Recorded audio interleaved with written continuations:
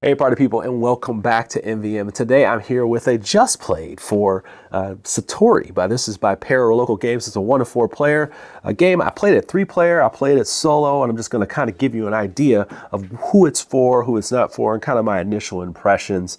This is not a full review. So let's go ahead and just dig in. This game is a beautiful looking game. It's about Japanese culture. Satori is about enlightenment. And what you're doing over this game is you're taking workers, placing them out in this worship area, these altars out here, and taking different actions based on that. You have your worship area with the altars. You have your architect, which you may be helping here, which will help you score some combos. And then also up here, you'll be getting roofs, but also roofs that have benefits with your monks. So things are going on different fronts. I didn't even explain how some of these things are built up, but I want to kind of give you a full overview so you get an idea of what's going on. So you start the game with these different types of workers each round. There's a purple, orange, and a gray one. And you're going to be drawing them from the bag according to player count, or if it's 4-player, you're just going to use all of them. So there, at the lower player counts, it's going to be a mix. You don't know what you're going to get because you're drawing it from the bag. Now, when you have your pool of workers on your turn, you'll take one of your workers, one of these workers, and they can be any color. So none of them are yours. You're kind of using the resources for that round. And you're going to be placing them out on one of these altars. They could be altars that are claimed by you, or they can just be the basic ones out here, or the ones that are permanent right here. There are other spots, depending on player count, that you can take ownership of and build over here, from over here, taking action to build over there, and then you'll be putting this down here, and you'll be claiming it to be yours, similar to this one right over here on the side. Now, what are we doing here? So I'm going to take one of these, and I'm going to try to do this. I'm going to go with... I just want to get some resources, man. So let's go ahead and just do that. I'm going to go ahead and place a matching color worker to this gray. There's gray, orange, and purple, okay? So we're looking at orange, we're looking at 2 grays, a purple here, orange here. And the reason why I'm paying attention to that is because by choice or by necessity, what I can do with the workers that are left, I want to find matching ones, matching worshipers to put in these spots. I also maybe want to put them in spots where I own the actual piece, okay, where I actually own that altar. Because, well, if this matches the color, I get to take the action on both sides of this thing. If I don't, then I only get to take one side. So if I put an orange here, I can only do one side of the action area here. So there's 2 sides to it.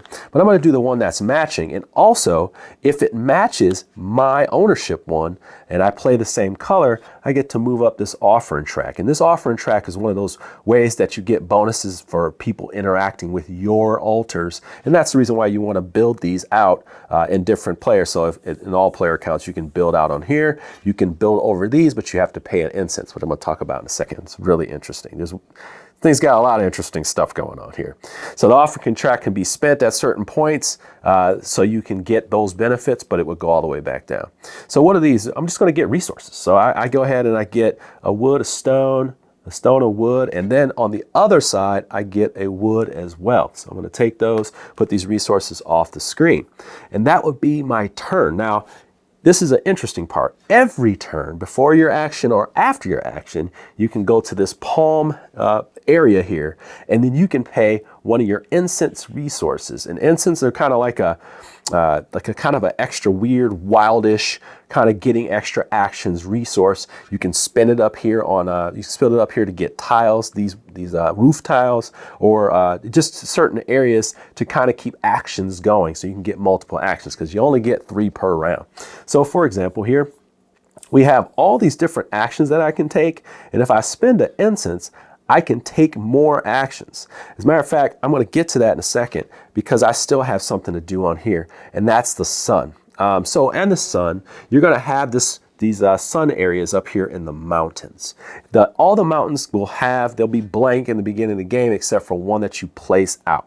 I just put a couple out here, simulating we're somewhere in the second round. And now we are going to move the sun. You can move it in any spot that you want. You just have to choose it, and you can move it clockwise, or you can you move it counterclockwise to space. You can't land on someone else's. You can't land on someone else's. What I'm going to do is I'm going to move this back one like that into my guy. They get enlightened, they go there. And then I get this tile here. And once I get this tile, and there will be different types of tiles with different scoring opportunities. There's even some that come out that are different at the third and beyond, after the third round, which is very interesting because the second age is where they have all these scoring combos and opportunities based on the resources that you have or your incense track. And incense becomes a very important thing. We're going to get back to that. But then I'm going to spend one of my incense. How about that? I'm just going to spend one of them. I was on 3. I'll go down to 2. And then I'll get 4 coins. So we'll get 1, 2, 3, 4 coins. These are mon, is what they call them. All right. And then I'll keep this. This is a resource as well. I'm going to show you where that goes. And now we have this here. And that can happen and trigger other actions that you can get. So we have some things over here. A wood and a stone gives me an emerald, which is the kind of the optimal, the biggest resource in the game, and then gives me an opportunity to do a Jokoro tile. This Jokoro as well. So you have different things here. You have some that have a combination of points. If I spent the emerald here and it bumped into my guy here, I get 2 points. I get another movement on one of these tracks, and then I also get to build a Jokoro tile. So you're trying to get some positioning as you take what's called the monk action, so that you can get kind of a combo of things going on. So you want the monks out here so they're there, and then you also want to have that sun action so when it's time to move, you've kind of timed things out and comboed those together. So that's the beginning of that combo stuff. But once again, let's go back to the end of your turn. You are taking your action. You could have done this before you took your action or after it.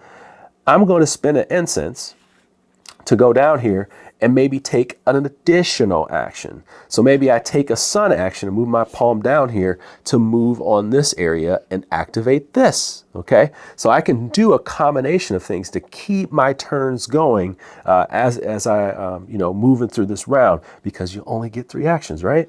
So I'm gonna go ahead and I'm gonna put this on here and get a monk, okay? So I'm gonna get this monk. I'm gonna put one of my monks out there. I'm gonna put this one that I had right here, and I'm gonna put it out here, and I'm gonna start targeting. Maybe I want to target this one here. So maybe I want to go for that because it'll give me more resources and an incense. So then the red player goes. So where would they go? We're going to show you these actions as we go along. We're just going to use some resources. So I just showed you where the monk, how the monk goes. So I'll take the purple here and place it here so I get both. I can place one of these monks out here. I'm going to place mine out here. Okay, I'm going to place it out there. I'll place it right there. And then what'll happen is I get to do both. So I get that monk action, and then I get to build over here on the architect area. So when we build on the architect area, you have a couple things going on. Every round, this architect will go up, and that allows you to build below it. As you can see, there are bottoms here that you can build, and then there's also rooftops you can build. And you have to have this rooftop resource in order to spend it to get additional points. So if I had these 2 resources, I could just build that right there. Okay, I would get 7 points, and then I'd flip this over. And then what happens is I get to put on these Jokoro ties, and these come out at random. And what happens is on future turns, I will get this Jokoro action and put one of my tiles on here like this. Okay, now why would I do that? Dig this.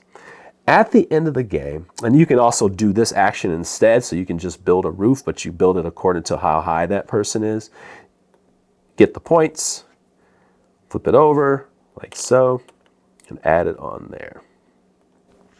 At the end of the game, depending on how many of these tiles you have, these Jokoro things out here, you're going to multiply that times how many roofs are on here in total, and that'll be a multiplier for the end game. Here's the deal though. Everybody can build on this thing. So everybody's contributing to it, but it kind of helps decide who's going to score more off of this stuff at the end of the game. So it's kind of semi-cooperative in that way, or you're just investing all your, kind of time into that. So this is how you build this one right here. In the 5th round, when you get all the way up here, you can actually build this tower up here, the top to it, and you get a little bit of a better exchange rate for your for your resources if you choose to spend. interesting stuff happens in this thing. It's very interesting stuff. If I wanted to build a building, and let's just say it was my turn here, and I wanted to, let's just say I placed an orange one here on this purple area, and I wanted to build. What I'm doing is looking over here at this area here of the different types of buildings I built, and they will get wiped every round. I'm also paying attention to these little pieces that are on here because they're going to get added to it. So let's just say I wanted to build a new spot here. I'm going to build this one here. Looks like I want to build that one. Why would I choose that? Just depends on the actions you want. And I can place this one here, or I can place it over one of these spots, but I have to pay an instance. I'm just going to go right here and place this here. And then I would put one of my tops on there. So I'm just going to grab a random top and altar top. You would put your altar top on there. Let's just put one from over here on there. And then you put your altar top on there, and then you would own it. You would also take one of these things on here, little tiles, and add it to it, just like that. And now you have the beginning of your ownership. You actually have to put one of these Jokoro pieces on here in order to actually own it. So later on, if you take this Jokoro action, you will own it. And once again, if someone places there, you will go up this track. You want to spend it so you get maybe some points, your extra Jokoro tile, some emerald as you go higher up, and incense. So that's just kind of how this game works. You are trying to decide where things go. I forgot to mention this action. You can go and put your workers over here, and as you do that, you have a choice. You can take one of these actions over here, or depending on the different colors that come on here, you get more of the mon as you go along. Now, what's going on that really pulls this game together? This is another interesting thing. At the end of the third round, we'll start to have these tiles switch out for the other ones, okay? Okay, so these tiles will go out there for the other ones. And then we'll have this weird intermittent score. I have to say it's weird because it's just not something I've seen before. And you have these tiles that you get at the beginning of the game. You'll choose one of them, and then you will have a scoring opportunity that you can choose. Opportunity, okay? This is something you don't have to show or disclose. You can choose to score it now. So I'll take a look at this one at the top. If I reveal it, if I have the most, if I'm highest on the offering tile, then I get an emerald, okay? I can choose to do this or not. I can choose to just keep it down like that. So that's something that you can do. This one here, do I have the most of these tiles here, these roof tiles, okay? Whichever one. If I have that one, I can get 2 of incense or one of these coins. Now at the end of the game, if this is flipped over, I can choose to flip it over. I will receive 2 points if this is still true, but anybody else around the table could possibly get that. So you're trying to pay attention to what everybody's doing. Very, very interesting scoring. Like I said here, depending on how many of these Jokoro tiles you have, you're going to multiply that times how many roofs you have. So let's say in this example, I have 3 roofs times 2 Jokoro, so I would get 6 points for that. And the more you have, the more you're invested, the better off you are. You also will score off these Jokoro pieces. So if you have different colors and you have a Jokoro on each one, like I do right here, I would get 4 points. So I get 2 points here and 2 points there. So 2 points for each one. So you get 4 points total. This are the types of things that you're trying to score off of. The other parts are just coming from scoring on these tiles as you trigger the abilities, that trigger the things on them, the requirements, building these pieces of roof, and also building the bottoms as well. So you got scoring there. There's a lot of different ways to score in this game, and you really got to pay attention to just what everybody's doing, because there's going to be a change in how this action, these altars are built every game. But hopefully that gives you a scope of what's going on. Who the heck is this game for, right? If you like Euros, medium weight Euros, I think this is juicy enough to give you an idea of what's going on here. I think for me, I was attracted to this game because of the different ways that you score and just the interaction between players, specifically this track over here with the architect. It's very interesting how people decide to build this out from game to game. It's also very interesting how people decide on the pounce opportunities to build in these spots, because you can change the colors, you can make them really attractive as these come out. You can make these spots way more attractive for other people, which gives you that offering. I also like that there's a way to take an extra turn inside of your turn. So there's a lot of different things that are appealing to me specifically, and you have to decide if they're appealing to you.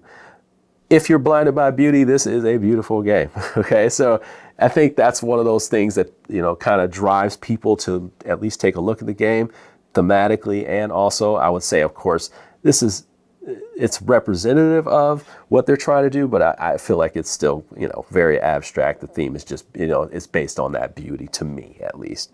And then for who this is not for, this actually may be a little too heavy with too many choices. There is some AP in there, but I don't think it's gonna take over people. This is actually a pretty easier game to learn, but it can be a bit much on what to do on your turn. And also the randomness that comes out of this bag may irritate people. And I'll tell you, sometimes you're just looking for one specific color because it will help you pull things off on your turn, but you don't get it. And you know, that could be something that's a big turn off for people. They'd rather play at 4 players when all the worshipers are available, and you're watching people kind of pull off combos up here, and they're getting multiple turns, because if I had a guy here, that means I get this, and then I can make this action happen, which gives me another turn on this. And since you can do these in any order, what's the best order, that kind of thing. So then you got another person you got another worshiper you need to put out, plus you get to move it, plus you get 2 points. And you may have people that are looking at, how is this all happening on your turn? I've seen I saw that in my multiplayer 3-player game where it moves really fast. Now, solo. If you want to buy this as a solo game, you're playing against an AI that kind of reacts to what you do. It's not necessarily like cards. So it's interacting with how you place things, whether you're matching or not. It replicates out of randomness out of the bag. So that's the thing. The randomness comes out of the bag. It will have one thing where you place, and then it'll place at the other. And there are lanterns on the side that give them benefits each turn, or not if it matches. Really interesting, but it still beats your score. And I can't tell people, if you're not a beat your score person, you may not like this one. But since I enjoy my experience with playing this multiplayer, I enjoyed the process of playing it in a competitive sense against an AI that's very easy to upkeep. There's a really interesting way that they also handle this pagoda thing, where they just kind of build up, which puts a lot of pressure on you to score in different ways during the game, because you know that this is a threat and there's a lot of potential points here as you go up.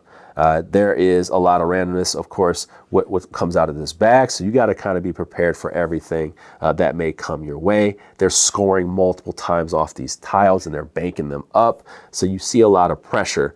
And that's something that I generally enjoy the challenge of. I think that's it. This is Just Played. Hopefully you get an idea of what's going on for multiplayer and solo. And with that, party people, you take care and have a wonderful day. If you have any questions, leave them in the comments below. Make sure everybody has fun at the table. Have a good one.